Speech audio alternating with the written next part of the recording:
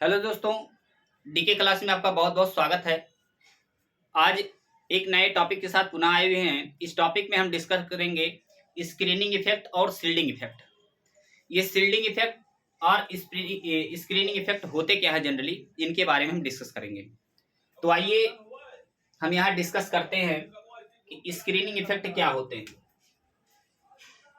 पहले डाल देंगे स्क्रीनिंग इफेक्ट और शील्डिंग इफेक्ट। क्या डाल देंगे हेडिंग? स्क्रीनिंग इफेक्ट और शील्डिंग इफेक्ट। ये स्क्रीनिंग इफेक्ट क्या होते हैं और शील्डिंग इफेक्ट क्या होते हैं, इनके बारे में हम समझेंगे। तो अगर बात की जाए शील्डिंग इफेक्ट के बारे में, तो जो या स्क्रीनिंग इफेक्ट के बारे में हमने इसके पहले बताया था, नेक्स्ट वाले वीडियो में डाला था कि effective nuclear charge left to right चलते हैं तो बढ़ता है। इन केसों में टॉप टू बॉटम आएंगे, वो भी ग्रुप में, तो इफेक्टिव न्यूक्लियर चार्ज का मान घट जाता है। क्यों घटता है? इसमें रीजन क्या है? रीजन ये है कि जब किसी भी एटम का जब एटॉमिक साइज बढ़ता है, यानी एटम की साइज बढ़ती है, तो उनके बीच रिपल्सन फोर्स काम करता है, और रिपल्सन फोर्स काम करने के कारण न्यूक्लियस और इलेक्ट्रॉन के बीच अट्रैक्शन फोर्स अच्छा नहीं होता है, मिनिमम अट्रैक्शन फोर्स होता है। यही कारण है कि इफेक्टिव न्यूक्लियर चार्ज का मान घट जाता है। तो आइए अगर हम बात करें डिफिनेशन की, तो किस प्रकार हम डिफिनेशन समझेंगे इसका। तो डिफिनेशन की बात करें तो यहाँ हम लिख सकते हैं this force of attraction towards nucleus, यानी न्यूक्लियस के बीच जो फोर्स ऑफ अट्रैक्शन होते हैं उस पर क्या प्रभाव पड़ेगा। तो यहाँ हेडिंग हमने डाल दिया है स्क्रीनिंग इफेक्ट और शील्डिंग इफेक्ट। तो लिखेंगे this force of attraction towards nucleus is greater than repulsion repulsion किसके किसके बीच होता है? इलेक्ट्रॉन के बीच क्या होगा? रिपल्सन फोर्स काम करेगा। रिपल्सन बिटवीन इलेक्ट्रॉन, यहाँ लिख सकते हैं repulsion between electron to electron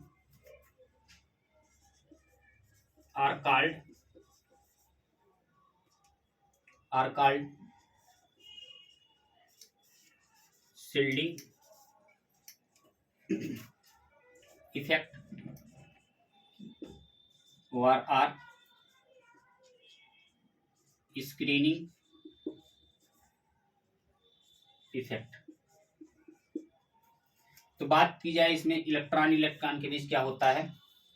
repulsion हो जाता है, और जिसके कारण शील्डिंग इफेक्ट का मान क्या हो जाता है? बढ़ जाता है, शील्ड हो जाते हैं इलेक्ट्रॉन। यही रीजन है। एक बार फिर से देख लेंगे this force of attraction towards nucleus is greater than repulsion between electron to electron are called shielding effect.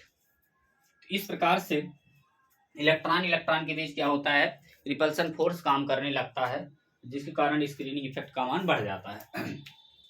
तो अभी हमने बताया, इसके पहले वाले वीडियो में हमने बताया था कि अगर हम पीरियड में चलते हैं, यानी लेफ्ट टू राइट चलते हैं, तो उन केसों में इफेक्टिव, यहाँ लिख दे रहे हैं जेड इफेक्टिव न्यूक्लियर चार्ज का मान क्या हो जाता है? बढ़ जाता था। तो इसका मतलब बात की जाए, अगर एटॉमिक नंबर बढ़ता है तो इसके डायरेक्टली प्रोपोर्शनल होता है effective nuclear charge. Effective nuclear यानी जेड इफेक्ट इसके डायरेक्टली प्रोपोर्शनल होता है। और अगर बात की जाए ग्रुप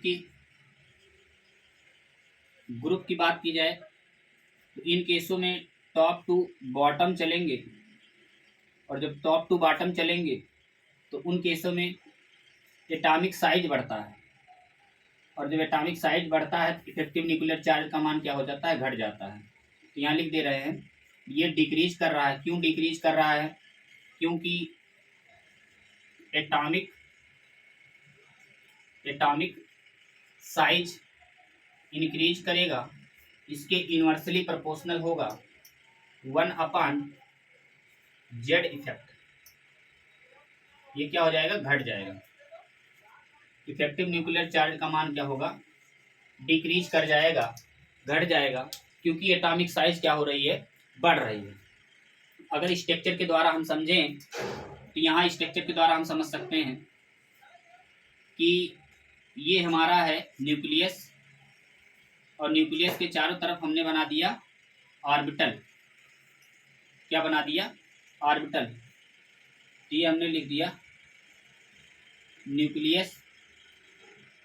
सबसे टॉप पर क्या है, ये आउटर ऑर्बिटल है, आउटर सेल बोल सकते हैं। क्या बोल सकते हैं, आउटर सेल बोल सकते हैं, और इनको बोल सकते हैं इनर सेल। क्या बोल सकते हैं, इनर सेल, इनर सेल। अब बात की जाए कि जैसे हमने कहा टॉप टू बॉटम कब आएंगे, जैसे हमने फर्स्ट लिया लिथियम, क्या लिया, लिथियम लिया।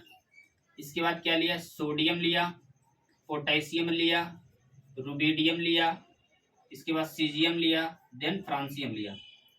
ठीक है, तो हम मान लीजिए सीजियम तक ही आते हैं, तो इसका एटॉमिक नंबर कितना होता है, इसका होता है 3, इसका होता है 11, 19, 19 होता है, इसका होता है 37, इसका होता है 55।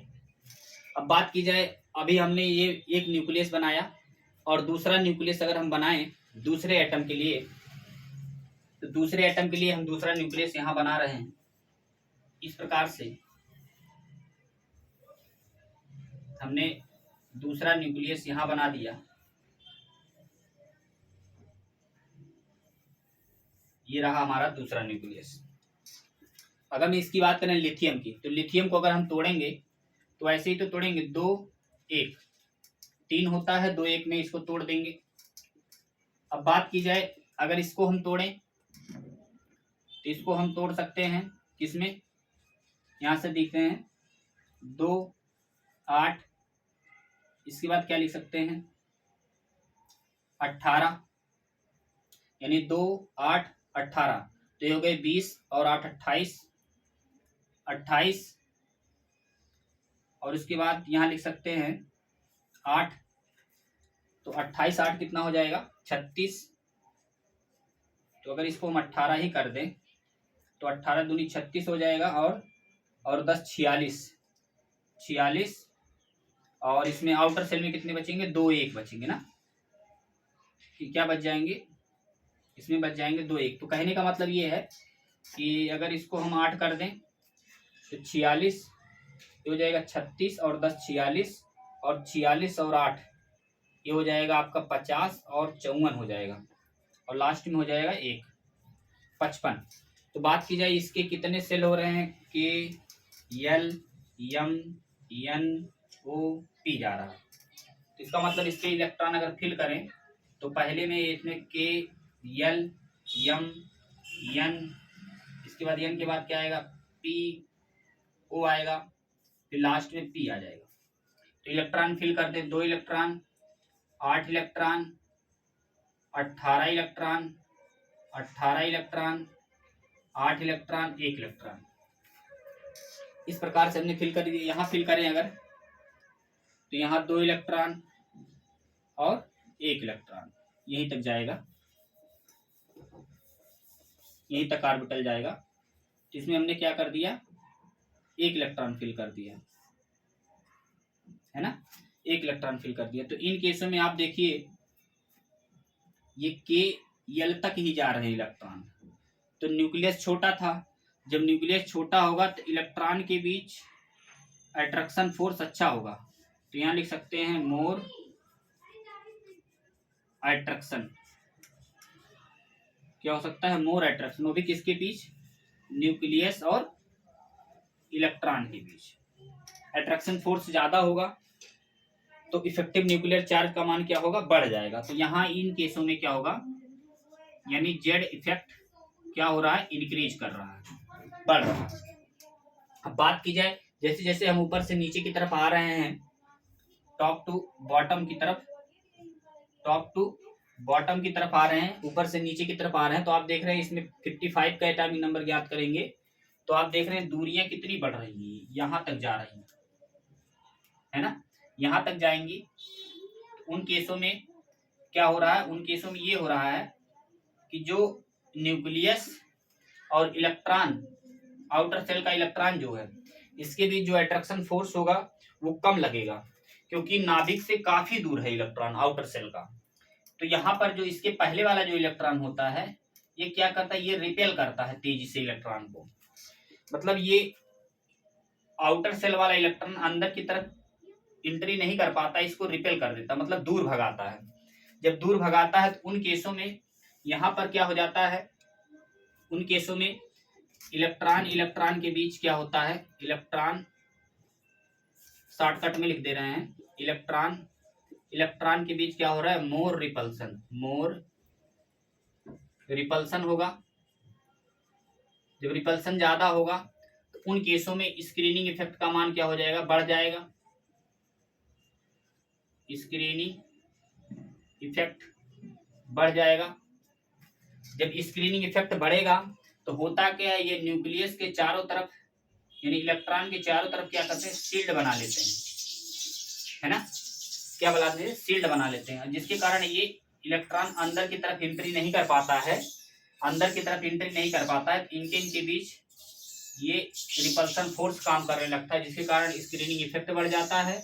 और स्क्रीनिंग इफेक्ट जैसे बढ़ता है तो उन्हीं केसों में क्या होते हैं, ये इलेक्ट्रॉन शील्ड हो जाते हैं, उन्हीं को कहते हैं शील्डिंग इफेक्ट। ये प्रभाव डाल देते हैं न्यूक्लियस पर और इलेक्ट्रॉन, दूसरे इलेक्ट्रॉन पर, जिसके कारण इलेक्ट्रॉन अंदर की तरफ नहीं प्रवेश कर पाता है और न्यूक्लियस इलेक्ट्रॉन के बीच अट्रैक्शन फोर्स कम हो जाता है और शील्डिंग इफेक्ट का मान बढ़ जाता है। तो यही है केस इसमें, स्क्रीनिंग इफेक्ट और शील्डिंग इफेक्ट, इसी को कहते हैं। आई होप ये चीजें आपको समझ में आई होंगी। तो कहने का मतलब है, अगर इसके आर्डर की बात करें तो इंक्रीजिंग आर्डर ऑफ क्या लिख सकते हैं, इफेक्टिव न्यूक्लियर चार्ज। तो इसकी बात करें अगर इंक्रीजिंग आर्डर में, तो जब आप लेफ्ट टू राइट चलेंगे तो उन केसों में इफेक्टिव न्यूक्लियर चार्ज का मान बढ़ेगा, अगर टॉप टू बॉटम आएंगे तो घटेगा। तो सबसे